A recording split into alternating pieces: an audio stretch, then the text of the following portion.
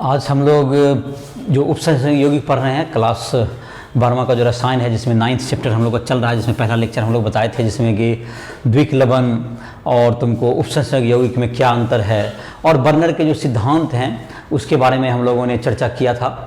और उसके आधार पर जो है तुमको AgNO3 से प्रतिक्रिया करके जो AgCl के जो अवक्षेप प्राप्त होते हैं उसके आधार पर द्वितीयक संयोजकता के बारे में जो उदाहरण था 9.1, इसकी चर्चा हम लोग पिछले क्लास में कर चुके हैं। आज के क्लास में हम लोग जो है कुछ जो इससे उपसंहरणिक यौगिक से जुड़े हुए कुछ शब्दावली हैं जो परिभाषा उसकी बताएंगे, जो इसमें की नाम लिखने, उसके बाद तुमको जो है उपसंहरणिक यौगिक का हम लोग सूत्र लिखने के लिए सीखेंगे। और उसके बाद के आने वाले लेक्चर में हो सकता है कि नामकरण इस लेक्चर में ना हो पाए तो अगले लेक्चर में देखेंगे, जहाँ तक आज हो पाए। तो इससे जो है काफ़ी इंपॉर्टेंट तुम्हारा होगा, जो एग्ज़ाम में भी देखोगे कि तुमको किसी भी एग्ज़ाम में उसका जो सूत्र परिभाषा, उसका सूत्र लिखना, नाम लिखना, ये सब काफ़ी इंपॉर्टेंट होते हैं। तो इन सब की ज़रूरत पड़ती है और इससे काफ़ी प्रश्न भी पूछे जाते हैं। और पिछले लेक्चर वगैरह को जानने के लिए, किसी भी टॉपिक को जानने के लिए राइशोल ऐप को प्ले स्टोर से डाउनलोड करके हमसे कभी भी संपर्क भी कर सकते हो और इंग्लिश हिंदी मीडियम में तुम नोट्स भी लिख सकते हो। और कोई भी क्वेश्चन नहीं बन रहा हो, कभी भी तुमको किसी भी वीडियो को देखा जाता है, पूरे सिलेबस के 11, 12 सबके इंजीनियरिंग, मेडिकल, इन सब की तैयारी के लिए राइशोल ऐप को प्ले स्टोर से डाउनलोड कर सकते हो। तो पहला नंबर तुमको जो है पारिभाषिक शब्दावली में पहला जो लिखते हैं केंद्रीय धातु परमाणु। तो जाहिर है कि तुमको सबसे पहले एक केंद्रीय धातु परमाणु, जो केंद्र में तुमको सबसे पहले केंद्रीय धातु परमाणु, तो उपसंयोजक यौगिक में सहसंयोजक यौगिक में कोऑर्डिनेशन कंपाउंड जिसको कहते हो, संकुल यौगिक भी कहते हो, में एक धातु परमाणु या आयन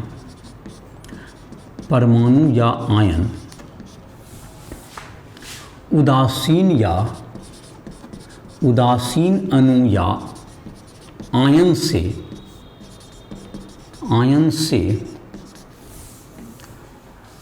से इलेक्ट्रॉन युग्म द्वारा बंधित रहते हैं, इसे केंद्रीय धातु परमाणु कहते हैं। इसे सेंट्रल मेटल एटम, किसे केंद्रीय धातु परमाणु कहते हैं। सबसे पहले तुमको देखोगे जितना भी तुमको उदाहरण आएगा धातु परमाणु का, जब ग्रुप को जो कैपिटल ब्रैकेट में जब हम लोग स्टार्ट करते हैं तो पहले सबसे पहले एक धातु परमाणु ही हम लोग क्या करते हैं, लिखते हैं। उसके दूसरा जो तुमको है परिभाषिक शब्दावली में लिगेंड, दूसरा धातु परमाणु, इसको जब लिख के दिखाएंगे, देख कुछ और परिभाषा लिख लेते हैं, उसके बाद एक ही बार में ही उदाहरण लिख के दिखाएंगे। लिगेंड, तो लिगेंड होता है जो धातु परमाणु से उपसंयोजक यौगिक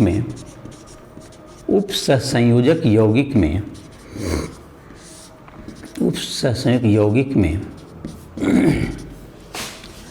केंद्रीय धातु परमाणु या आयन से जुड़ने वाले उदासीन अणु या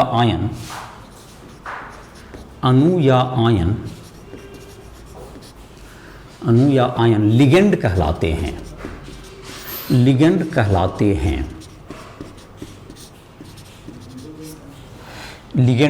हैं। जैसे कि इसमें एक दंतु लिगेंड के भी टाइप हैं, जैसे कि यूनिडेंटेड कहते हैं, एक दंतु लिगेंड।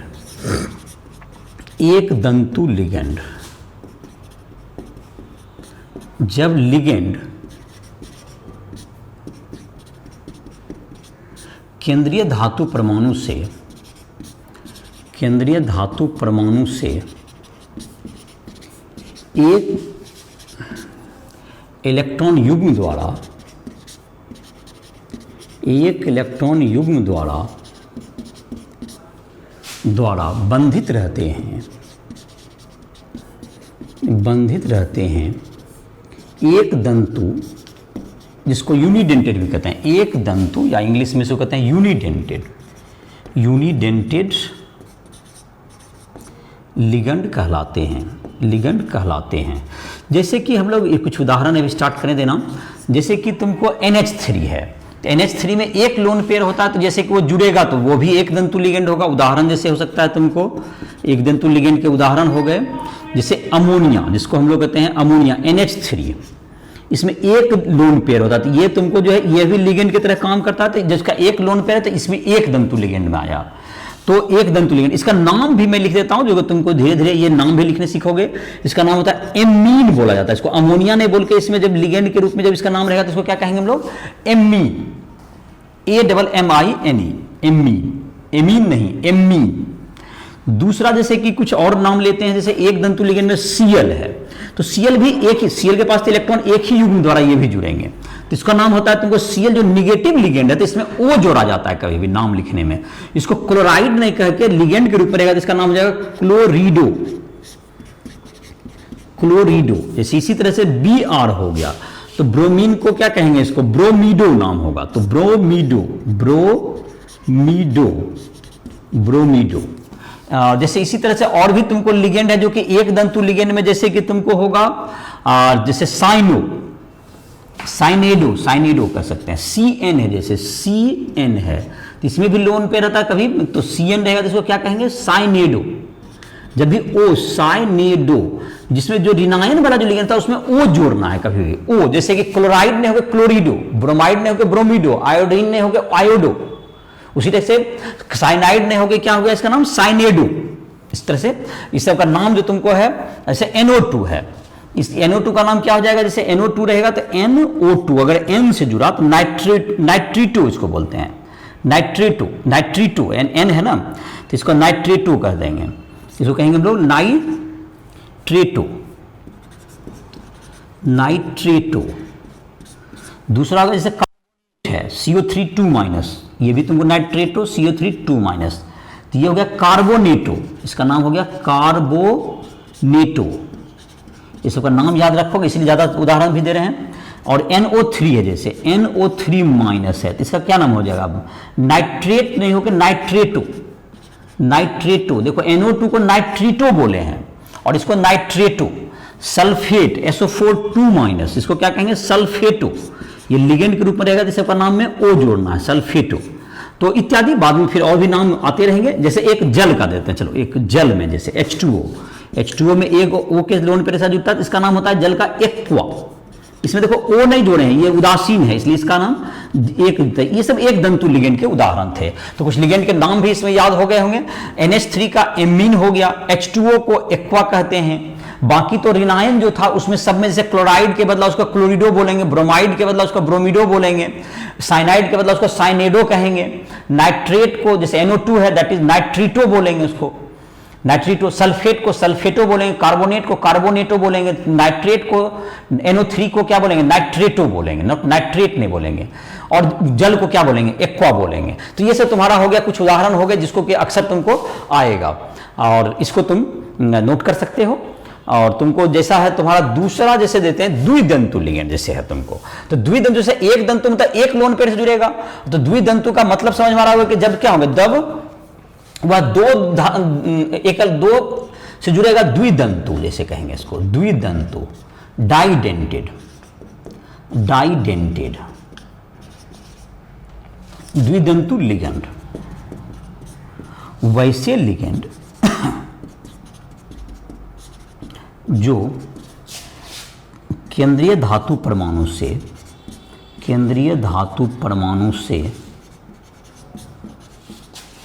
दो इलेक्ट्रॉन युग्म द्वारा जुड़े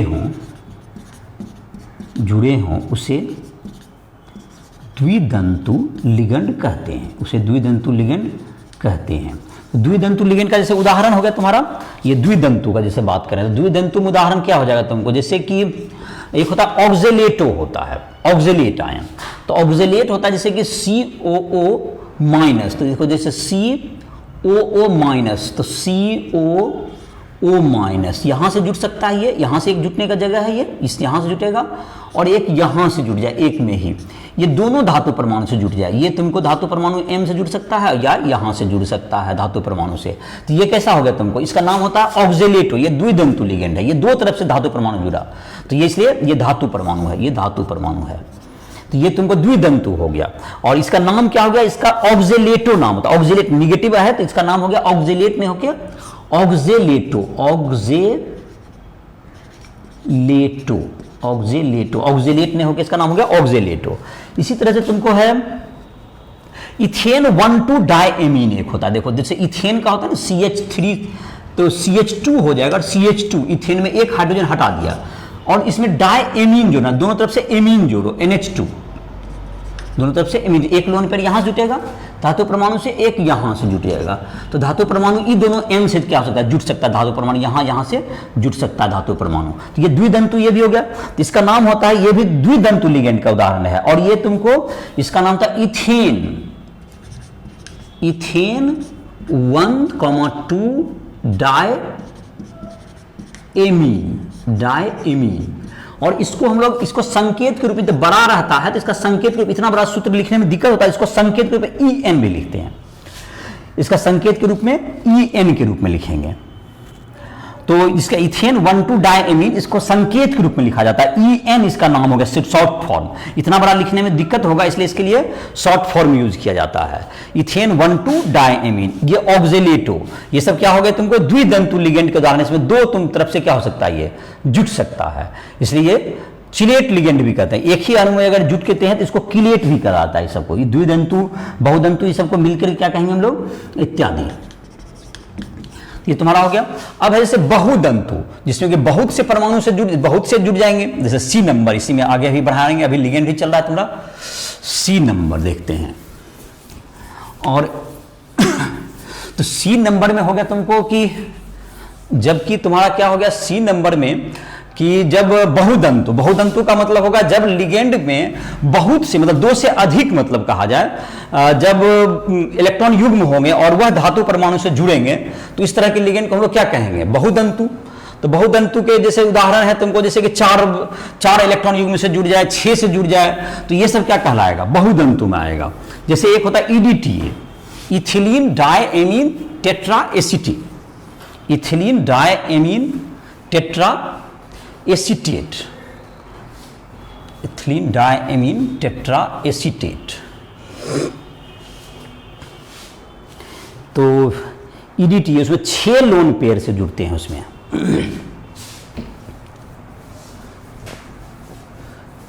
हेक्साडेंटेड लिगेंड होता है। और एक तरह के लिगेंड तो जिसको उभयदंतु कहते हैं, जिसकी चर्चा करेंगे, जो दो तरफ से एक समय में तो एक ही तरफ से जुड़ेगा, लेकिन उसमें दो तरफ से जुड़ने की जगह होती है, तो उसको हम लोग उभयदंतु लिगेंड भी कहते हैं।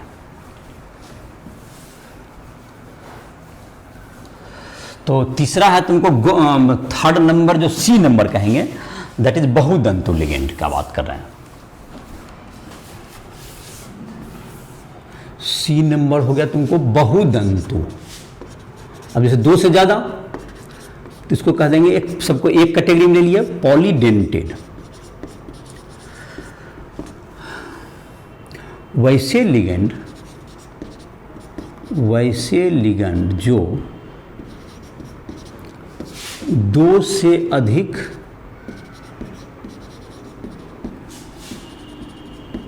इलेक्ट्रॉन युग्म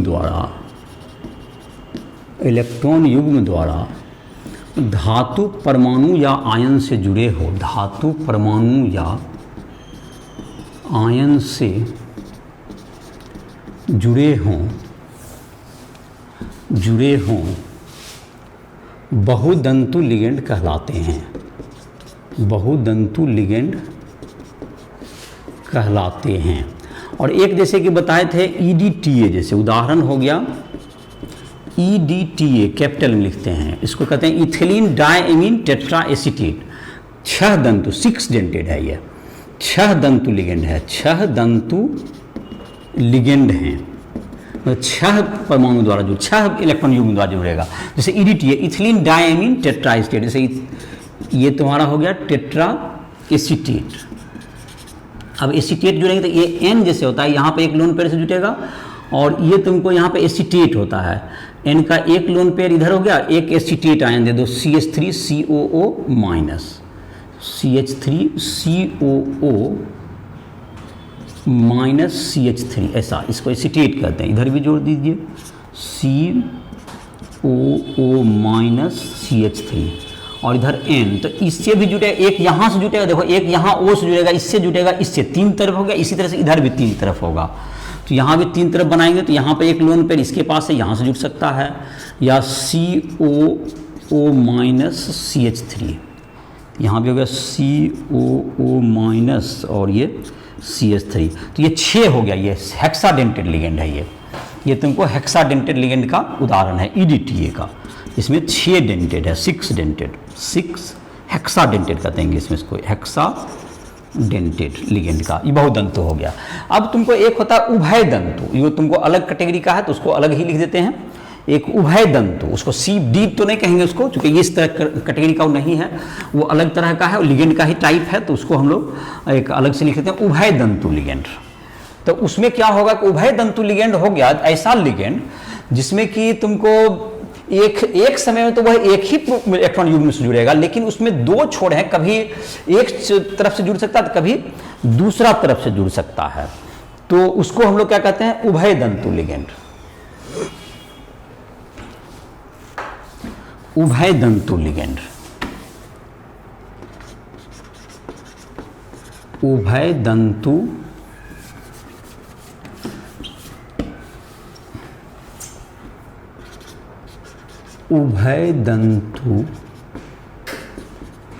लिगेंड, एम्बीडेंटेड लिगेंड, एम्बीडेंटेड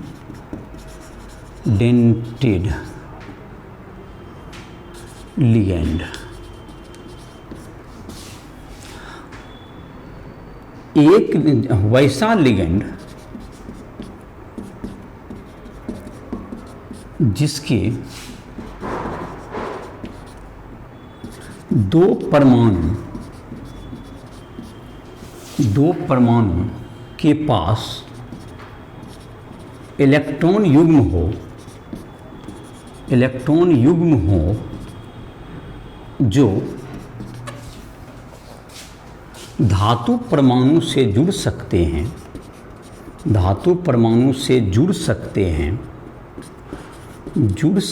हैं, उभय दंतु लिगेंड कहलाते हैं। इसमें यह होगा कि एक समय में एक ही से जुड़ेगा, लेकिन जुड़ सकता है दोनों तरफ से, तो कभी वो एक तरफ से एक समय में दोनों तरफ से नहीं जुटना है, नहीं तो द्विदंतु हो जाएगा वो तो। लेकिन एक समय में ये एक से ही जुड़ेगा, लेकिन इसके पास कैपेबिलिटी है कि दोनों तरफ से जुड़ जाए। जैसे कि साइनाइड है, जैसे कि तुमको ये देखो, जैसे कि CNO है, तुमको CNO, तो ये तुमको जो है ये क्या होता है, तुमको N से भी, N के पास भी लोन के पेयर है, O के पास भी है, तो ये इससे भी जुड़ सकता है और इससे भी जुड़ सकता है, तो इसको हम लोग कहते हैं ये उभय दंतु का उदाहरण हो गया तुमको। इसको साइनेटो बोला जाता है, इसको क्या बोला जाता है साइनेटो, इसको साइनेटो कहते हैं। इसको CNS हो गया, जैसे इसी तरह का उदाहरण है जैसे CNS, तो इसको थायोसाइनेटो कहते हैं, इसको थायोसाइनेटो। तुमको NO2 के पास भी ऐसा उदाहरण तुमको है, जैसे NO2 है, NO2 में भी N से भी जुड़ सकता है, O से भी जुड़ सकता है, तो इसको कहते हैं नाइट्रीटो। अगर जुट जाए N से, नाइट्रीटो N भी लिखते हैं इसको, जब N से जुटता है, जबकि जब N से जुटा और ONO, जैसे इसी में हो गया O से जुड़ा, अगर ONO अगर O से जुड़ा ये, तो ये हो गया तुमको नाइट्रीटो O हो जाएगा, इसका नाम हो जाता है नाइट्रीटो O। उभय दंतु, कभी O से जुट जाए कभी N से जुट जाए, तो ये नाइट्रीटो O हो गया। तो ये तुमको ये सब उभय दंतु लिगेंड के उदाहरण हो गए। तो ये तुमको हो गया लिगेंड के बारे में जानकारी हो गई तुमको। अब हम लोग देखते हैं जो हम लोग अपना परिभाषिक शब्दावली स्टार्ट किए थे, उसमें पहला हमने देखा था डिफिनेशन धातु परमाणु का, उसके बाद हम लोग लिगेंड स्टार्ट किए जिसमें बहुत सा हमने उदाहरण देखा सबका। अब है तुमको इसके बाद जो तुम्हारा दिया हुआ है तीसरा नंबर में तुम्हारा तीसरा नंबर में क्या आ जाएगा, उपसंयोजन संख्या। तीसरा नंबर में आ जाएगा तुमको इसका उपसंयोजन संख्या। तो जितना कि तुमको केंद्रीय धातु परमाणु से जितने की लिगेंड के इलेक्ट्रॉन युग्म जुड़ते हैं वह क्या कहलाएंगे, उस उपसंयोजन की उपसंयोजन संख्या कहलाती है। उपसंयोजन संख्या क्या कहलाएगी, तो ये तुम्हारा हो गया नंबर कितना हो गया, तीसरा हो गया उपसंयोजन संख्या। उपसंयोजन संख्या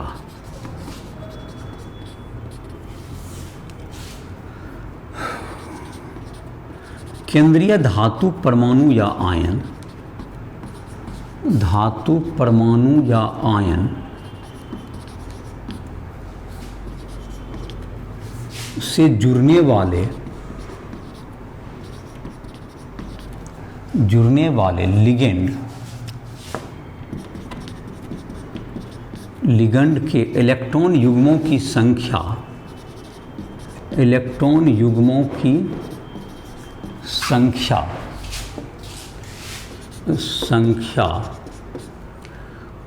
उपसंयोजन संख्या कहलाती है। उपसंयोजन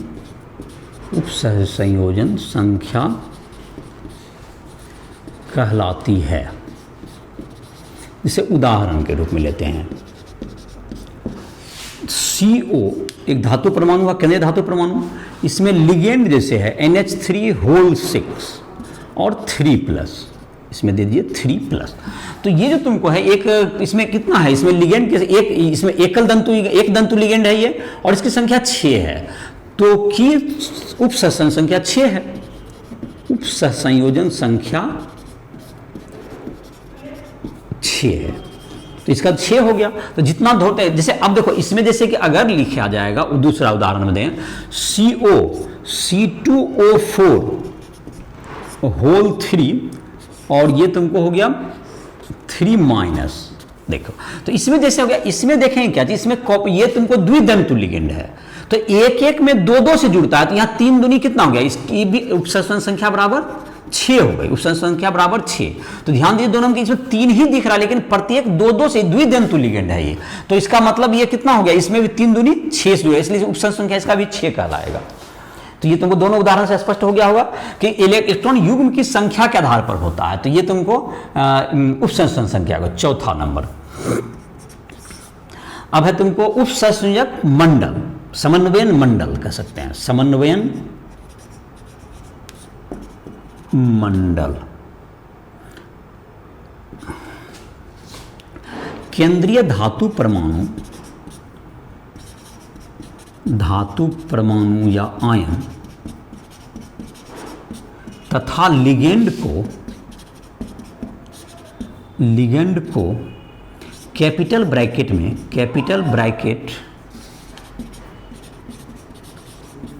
के अंतर्गत रखा जाता है, जिसे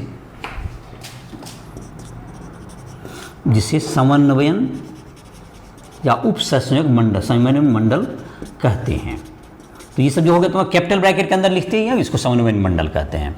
अब है तुमको केंद्रीय धातु परमाणु की कहते हैं, इसका जो तुमको पारिभाषिक शब्दावली तो खैर इसको समाप्त ही मान सकते हो, या तुमको होमोलेप्टिक और हेट्रोलेप्टिक लिगेंड, एक ये देख लेते हम लोग।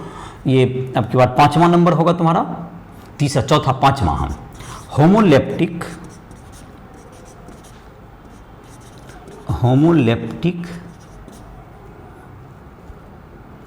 संकुल,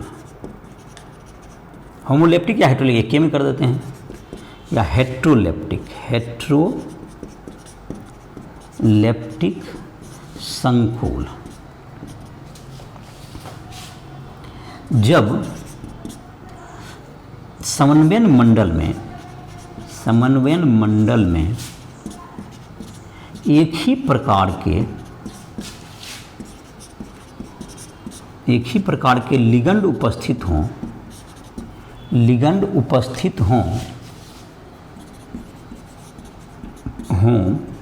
उसे होमोलेप्टिक संकुल, उसे होमोलेप्टिक संकुल, होमोलेप्टिक संकुल तथा भिन्न प्रकार के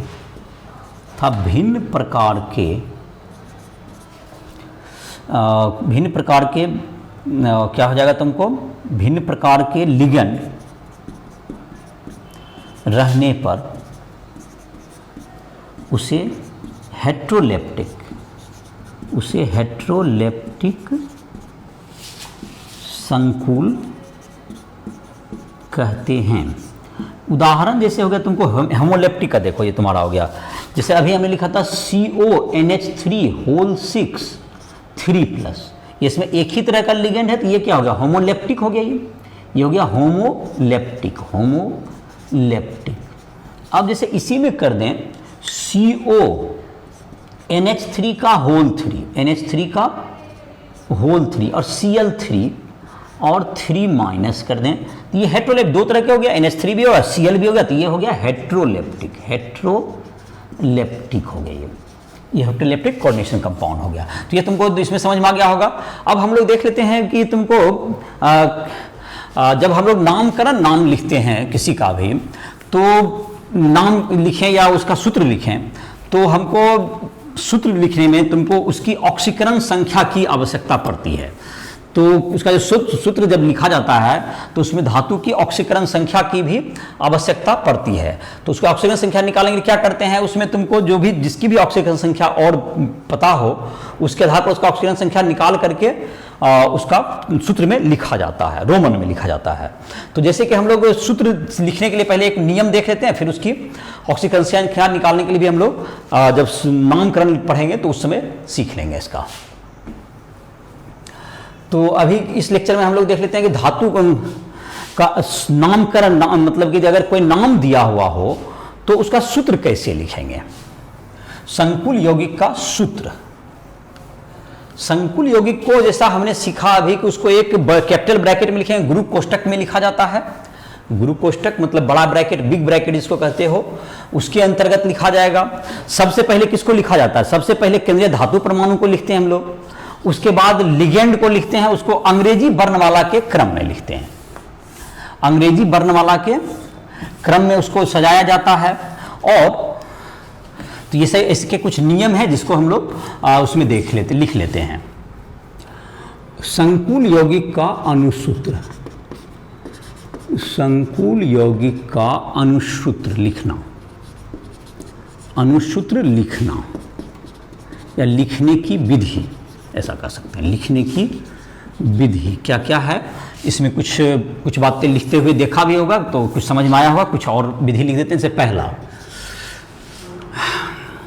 संकुल यौगिक को कैपिटल ब्रैकेट में लिखा जाता है, कैपिटल ब्रैकेट के अंदर लिखा जाता है, कैपिटल ब्रैकेट के अंदर लिखा जाता है।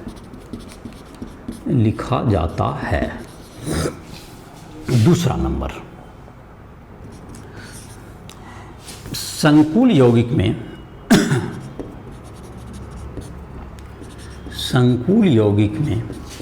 सर्वप्रथम धातु परमाणु या आयन को लिखा जाता है, सबसे पहले धातु परमाणु को लिखिएगा।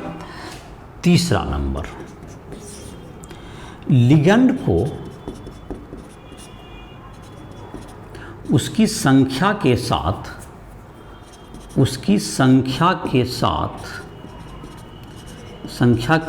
धातु परमाणु के बाद अंग्रेजी वर्णमाला के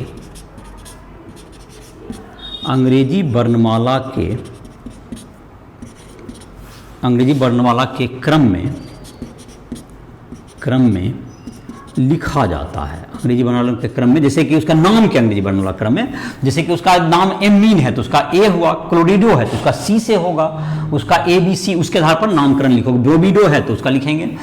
एक से एक से अधिक परमाणु रहने पर, एक से अधिक परमाणु रहने पर, एक से अधिक परमाणु रहने पर लिगंड को छोटी ब्रैकेट, स्मॉल ब्रैकेट में लिखा जाता है, स्मॉल ब्रैकेट में लिखा जाता है। यदि किसी लिगेंड का संकेत प्रयोग हो तो उसे भी स्मॉल ब्रैकेट में लिखा जाता है, उसे भी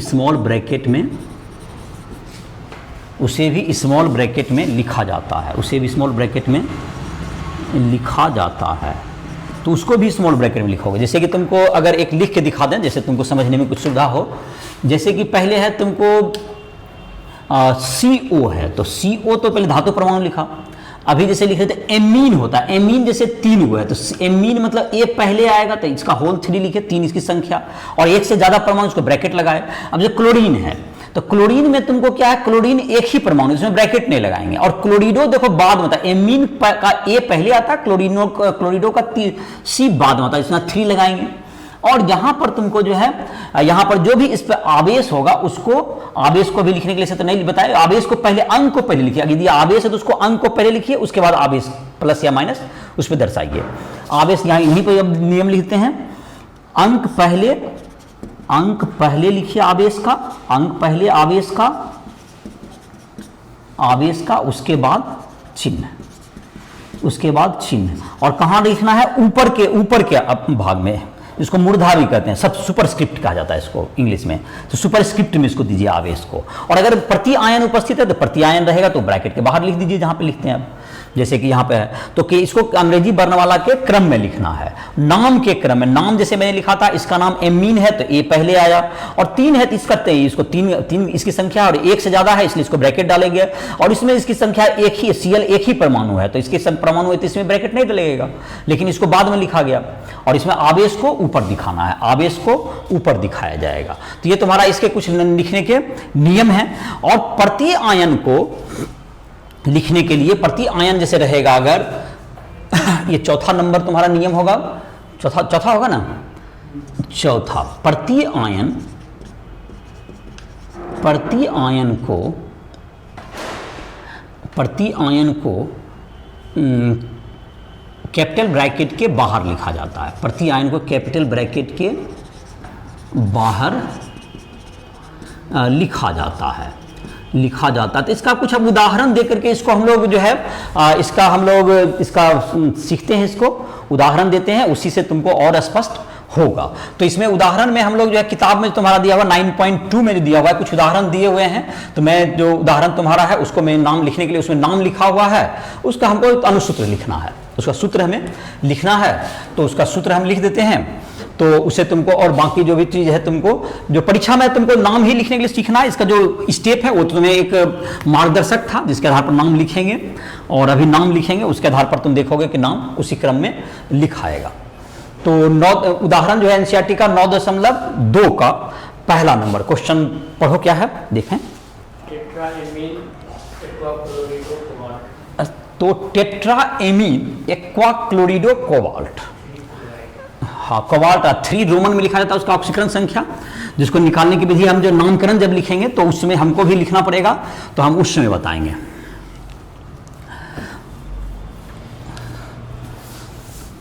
तो उदाहरण लिखते हैं एनसीईआरटी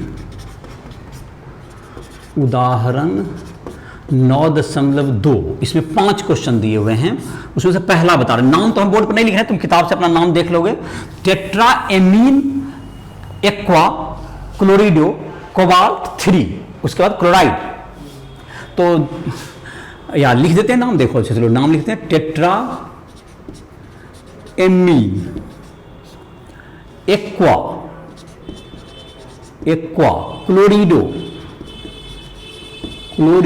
कोबाल्ट रोमन में 3, और फिर यहां पर देखो इसके बाद ये प्रति आयन लिखा गया जो क्लोराइड, ऐसा इसको प्रति आयन लिखा, देखो इसका नाम लिखते हैं। तो सबसे पहले नाम किसका लिखने के लिए बताए थे कि पहले लिखिएगा आप किसका नाम, तो पहले लिखिएगा धातु परमाणु का नाम, तो कोबाल्ट लिखिए, यहाँ कोबाल्ट लिख दिया गया, CO इसका संकेत होता है, CO लिखिए। उसके बाद है टेट्रा एमीन, एमीन का ए पहले आएगा तो जाहिर है इसी क्रम में सजा हुआ भी रहता है, तो ये टेट्रा मतलब 4 हो गया, टेट्रा का मतलब 4 होता है, ट्राई का मतलब 3 होता है, तो ये तुम्हारा टेट्रा का मतलब 4 हो गया तुम्हारा टेट्रा एमीन। और क्लोरिडो कितना है तुमको, एक्वा है इसके बाद, तो इसमें एक से ज्यादा है तो इसलिए ब्रैकेट लगाए। उसके बाद जेल है, जेल का H2O, एक्वा मतलब जेल हो गया तो H2O हो गया। और एक क्लोरिडो है तो इसमें ब्रैकेट नहीं लगेगा, ब्रैकेट नहीं लगेगा बिकॉज कि इसमें क्या है, Cl में एक ही परमाणु है तो इसमें ब्रैकेट लेने की जरूरत नहीं है। और अल्फाबेटिकल ऑर्डर में हो भी गया, देखो एक एमीन का AM से शुरू होता है, एक्वा AQ से होता है, क्लोरिडो C से शुरू होता है। तो इस प्रकार से तुम्हारा क्या, अब ये तुम्हारा ये खत्म हो गया। अब प्रति आयन को लिखना है, तो प्रति आयन जो क्लोरिडो है, क्लोराइड है, वो क्या इसके बाहर आएगा अब ये, तो क्लोराइडो इसमें जाहिर है कि Cl हो गया। लेकिन इसकी संख्या जो निकालने के लिए देखो, इसकी संख्या जो तुमको, इसको X लिख दो अभी, इसकी संख्या को जाहिर है कि इसका ऑक्सीकरण संख्या के आधार पर क्या करना पड़ेगा हमको, इस संख्या को इसका X का वैल्यू पता करना पड़ेगा। तो देखो इसमें निकालने का क्या विधि होता है, X निकालने के लिए इसकी ऑक्सीकरण संख्या कितनी है दी हुई क्वेश्चन में, इसका कोबाल्ट 3 दिया हुआ है, तो यहाँ पर इसका ऑक्सीकरण संख्या 3 लिखिए। और ये उदासीन अणु है तो इसका 0 हो गया ऑक्सीकरण संख्या, ठीक है, ध्यान रखिए।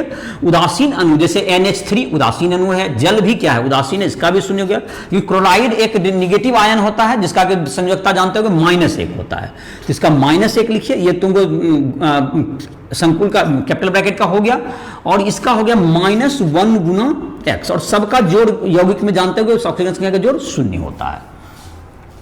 तो 3 - 1 हो गया, 2 - 2 है, 2 - X बराबर 0, तो 3 माइनस क्या होगा तुमको 1 हो गया, इसका क्लोरिडो घट गया 2, तो X बराबर क्या होगा तुमको, X बराबर 2 हो गया। तो जाहिर इसका सूत्र क्या होगा तुम्हारा, जो सही सूत्र हुआ, अब X हटा के लिखेंगे, तो CONH3 का क्या हो गया तुमको, टेट्रा है, टेट्रा ध्यान रखोगे 4 के लिए, ट्राई हो गया 3 के लिए, डाई हो गया 2 के लिए, और एक्वा 1 H2O ब्रैकेट में दीजिए, Cl 1 हो गया इसलिए ब्रैकेट नहीं देना है, और यहां पे Cl2, ये तुम्हारा आंसर हो गया। तो आई होप कि इससे तुम्हें अच्छी तरह समझ में आ गया होगा कैसे एक लिखा जाता है। अब इसका दूसरा उदाहरण बोलते हैं, दूसरा क्वेश्चन पढ़ो। पोटेशियम टेट्राहाइड्रोक्सिल जिंकेट कितना, तो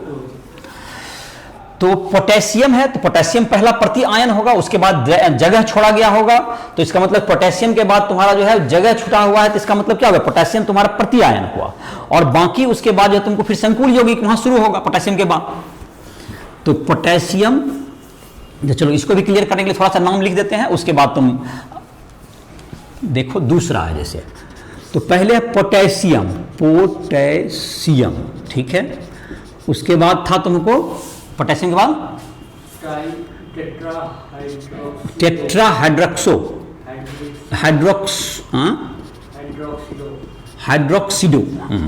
हाइड्रोक्साइड से हुआ zincate 2।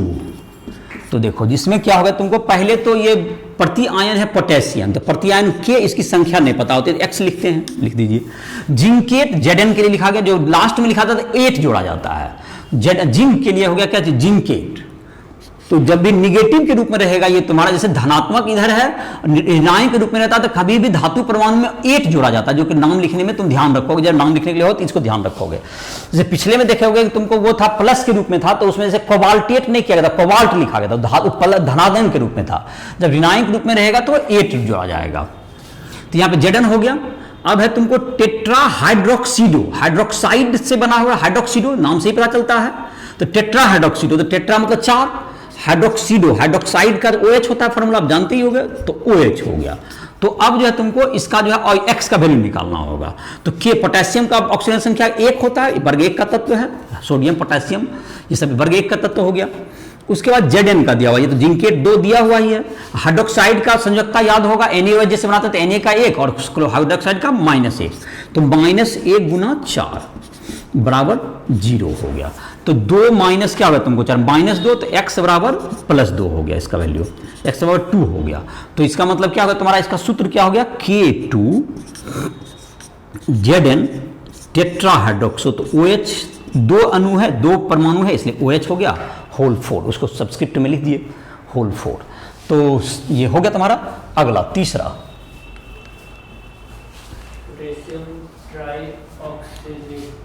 Oxalato, potassium try oxalato aluminate, aluminium का आएगा एल्यूमिनेट 3। तो एल्यूमिनियम से एल्यूमिनेट बना, देखो फिर निगेटिव की तरह है तो ध्यान दो, जैसे कि नाम लिखने के लिए तुम्हें भी सीखना होगा, जब निगेटिव की तरह है तो 8 जोड़ा जाए, जैसे एल्यूमिनियम नहीं लिख के क्या लिखा जा रहा है, एल्यूमिनेट। और जैसे धनात्मक के रूप में रहता है संकुल यौगिक तो एल्यूमिनियम लिखा जाता है, नॉट एल्यूमिनेट। तो ये सब जो है तुमको नामकरण जो इसके बाद का टॉपिक होगा उसमें इसको बताया जाएगा। तो तीसरा नंबर देखते हैं, पोटेशियम था, potassium try oxalato, try oxalato, oxalato, चलो ट्राई ऑक्जेलेटो एल्यूमिनेट, एल्यूमिनेट 3। चलिए एल्यूमिनेट 3 देख सकते हो, किताब से भी देख सकते हो। तो जाहिर है कि यहाँ पे पोटेशियम को तो फिर के काउंटर है तो एक्स लिखना पड़ेगा, एल्यूमिनियम का क्या लिखेगा ए, और ऑक्जेलेटो का याद होगा C2O4, इसका संयोजकता -2 माइनस लिखे थे याद होगा, तो ये C2O4 यहाँ पे माइनस नहीं लिखना है, 2 माइनस, ट्राई है तो कितना हो गया 3 हो गया। और इसका जब ऑक्सीकरण संख्या में इसकी मदद लेंगे हम लोग तो इसका इसका ए का हो गया 1 गुना एक्स जोड़ एल्यूमिनियम का 3 है, ऑक्जेलेट को इसमें कितना आवेश था 2 था, 2 गुना 3 बराबर 0। तो के का हो गया एक्स और 3 माइनस कितना हो गया तब 3 माइनस 6, 3 माइनस 6 एक्स बराबर 3 हो गया तुम्हारा। तो इसका हो गया सूत्र क्या हो गया K3 AlC2O4 whole 3 try oxalato. तो इसका देखो नाम क्या हो गया तुमको पोटेशियम, उसके बाद तुमको क्या हो गया यहां से नाम स्टार्ट करते हैं ट्राई ऑक्जेलेटो, और क्या हो गया तुमको एल्यूमिनेट, और इसका ऑक्सीकरण संख्या 3 है, तुमको तो 3 लिखेंगे ऑक्सीकरण संख्या, और उसके बाद निकालने के लिए सिखाएंगे। और इसमें अगला चौथा 1,2-डायएमीन कोबाल्ट 3। तो कोबाल्ट 3 तो इसमें प्रति आयन नहीं दिया गया है, तो प्रति आयन नहीं दिया है तो उस पर आवेश हमको निकालना पड़ जाएगा, उसका आवेश, प्रति आयन नहीं दिया हुआ तो उसका क्या निकालना पड़ जाएगा हमको, आवेश को हम लोग कैलकुलेट कर लेंगे। तो ये क्वेश्चन नंबर चौथा है। क्या था पहला, मैं स्टार्ट कौन जिसका था, डाइक्लोरिडो, डाइक्लोरिडो। अब देखो क्लोरिडो तो 2 हो गया, इसमें 20 लिखा हुआ, 20 2 के लिखते हैं, 20 इथेन 1,2-डायएमीन, इथेन 1,2-डायएमीन, इथेन 1,2-डायमीन, उसके बाद कोबाल्ट 3, कोबाल्ट 3 रोमन में लिखिए। तो देखिए इसमें क्या है, तुमको काउंटर आयन तो दिया हुआ नहीं था, कोबाल्ट से स्टार्ट कीजिए, कोबाल्ट, उसके बाद है डाई क्या है तुमको क्लोरिडो, तो Cl2 हो गया, इसमें ब्रैकेट देने की जरूरत नहीं है, Cl2। उसके बाद इथेन 1,2-डायमीन का संकेत वहां पे लिखे थे En, तो इसको ब्रैकेट में लिखना होगा, संकेत लिखते हैं इसको क्या लिखिए ब्रैकेट में, और इसमें 20 लिखा हो, तो 20 होता है 2 के लिए, जैसे इथेन 1,2-डायएमीन, डाई इसमें भी लिखा हुआ है तो इसमें 20 लगा देता है, और 3 है तो उसके लिए ट्रिस लिखाएगा, 3 के लिए ट्रिस, 2 के लिए जब इसमें बड़ा लिगेंड होगा जिसमें कि 2 डाई वगैरह लिखा हुआ है तो 2 के लिए क्या होगा तुमको 20 लिखते हैं, और 3 के लिए क्या लिख देते हैं इसमें, 3 के लिए ट्रिस, TRIS ट्रिस, 4 के लिए टेट्राकिस, टेट्राकिस। ये तुम्हारा, ये तुमको लिखने का तरीका है, जब इथेन 1,2-डायमीन वगैरह जैसे बड़े लिगेंड होंगे तो उसमें ये प्रयोग किया जाएगा, इस तरह का संकेत का। तो ये तुमको बड़े लिगेंड के लिए ये जहां पर कि ट्राई वगैरह आ गया उसमें लिखा जाता है। तो खैर यहाँ पर हम लोग का जो काम था तो यहाँ पर इसको 3 लिख दिए, और इस पर जो है आवेश, अब तुमको जो है इसका आवेश नहीं, इसमें कोई प्रति आयन नहीं, तो इसमें आवेश को मान लीजिए x, इस पर आवेश को मान लीजिए x, इस पर आवेश कितना आएगा, तो इस x को कैलकुलेट करना होगा हमको, आवेश, तो आवेश को कैलकुलेट करना हो तो x निकालते हैं हम लोग, इसका कितना है तुमको दिया हुआ, इसका दिया हुआ 3 दिया हुआ ना, कोबाल्ट का 3, 3, और क्लोराइड का होता है -1 गुना 2, इसका होता है 0, यौगिक है तो क्या होगा इसका 0 बराबर x, तो x का मान कितना हो गया 3 माइनस 2 मतलब 1 हो गया ना, इसका मान हो गया आवेश +1, जिसका संकेत क्या होगा +1 हो जाएगा, मतलब प्लस लिखिए या +1 लिखिए। तो हमारा नाम क्या हो गया COCl2 En ब्रैकेट में लिखना पड़ेगा 2, और इस पे दे देंगे +1 या प्लस, तो ये तुम्हारा हो गया। अब 5वां है 5वां क्या है तुम्हारा? टेट्रा कार्बोनिल निकेल, निकेल इसका 0 है। कार्बोनिल होता है CO के लिए, देखो जैसे कि नाम जहां पे शामिल आते जाएगा मैं वहीं पे नाम लिख दूंगा। देखो कार्बोनिल हो गया, किसका नाम होता है? इसका फार्मूला होता है CO, और इसका होता है नाइट्रोसिल, जैसे एक आधे और नाम लिख देते हैं, नाइट्रोसिल होता है NO का, नाइट्रोसिल NO। तो ये नाम तुमको बता दिए, तो इसका कार्बोनिल का फार्मूला समझ में आ गया होगा। और निकेल का 0 है, तो निकेल का क्या हो गया? प्रति आयन फिर नहीं दिया गया है, तो निकेल और टेट्रा कार्बोनिल, तो CO क्या गो? 4 गो, और इस पर आवेश X लिखिए। तो इसमें X का मतलब, इसका तो 0 दिया हुआ है, 0 प्लस का ये भी कंपाउंड है, 0 गुना 4 बराबर X, तो X और कितना हो गया? 0। इस पर कोई आवेश नहीं है, तो आवेश नहीं है तो NiCO होल 4 लिख दीजिए, हो गया NiCl होल 4। टेट्रा कार्बोनिल निकेले 0, निकेल 0, इसको तुमको इस ढंग से लिख सकते हो। तो ये तुम्हारा 9.2 का उदाहरण भी तुम्हारा था जो कि बता दिए। अब तुमको पाठ निहित में दिया हुआ एक्सरसाइज में क्वेश्चन है, उसको बना सकते हो। जहां भी तुम्हें प्रॉब्लम हो, कभी भी राइटफुल ऐप को प्ले स्टोर से डाउनलोड करके हमसे कभी भी डायरेक्ट कॉल कर सकते हो हमसे, और जहां भी दिक्कत हो रही है तुम हमसे संपर्क करके उसमें उसका समाधान ढूंढ सकते हो। और इसी के साथ इस लेक्चर को समाप्त कर रहे हैं। अब नेक्स्ट लेक्चर में हम लोग जो सूत्र दिया हुआ है तो उसके लिए नामकरण का क्या करेंगे? स्टडी करेंगे। और कहीं भी तुम्हें दिक्कत हो रही है कोई भी टॉपिक को समझने में या कोई प्रॉब्लम बनाने में, फिजिक्स केमिस्ट्री मैथ, तो हमसे संपर्क कर सकते हो।